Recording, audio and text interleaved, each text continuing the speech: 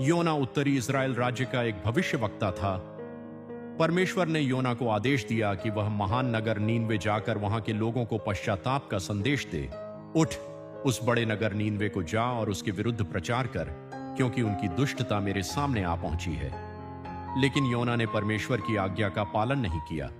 वह उसकी उपस्थिति से भागकर तर्शीश की ओर चल पड़ा। पर योना यहोवा की उपस्थिति से तर्शीश को भागने के लिए उठ खड़ा हुआ। उसने किराया दिया और उसमें चढ़ गया कि वह यहोवा की उपस्थिति से दूर तर्शीश को जाए। समुद्र में एक भयंकर तूफान उठा, परंतु यहोवा ने समुद्र पर एक बड़ी आंधी चलाई, यहां तक कि जहाज टूटने को हुआ। मल्लाहों ने चिट्ठियां डालकर यह पता लगाने की कोशिश की कि यह विपत्ति किसके कारण आई है। तब उन्होंने चिट्ठी डाली और चिट्ठी योना के नाम निकली।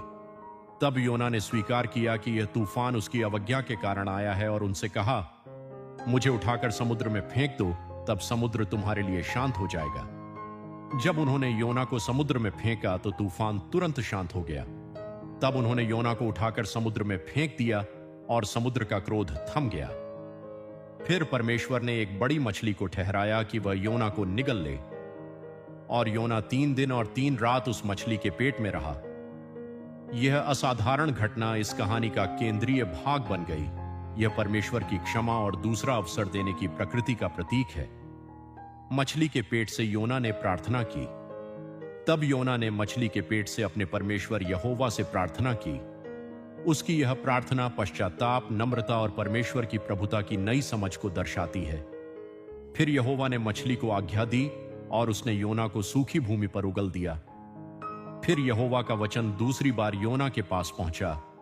योना इस बार आज्ञा का पालन करता है और नीनवे जाकर परमेश्वर का संदेश सुनाता है। तब योना उठकर यहोवा के वचन के अनुसार नीनवे को गया। इस बार नीनवे के लोगों ने चौंकाने वाला उत्तर दिया। उन्होंने पश्चाताप किया।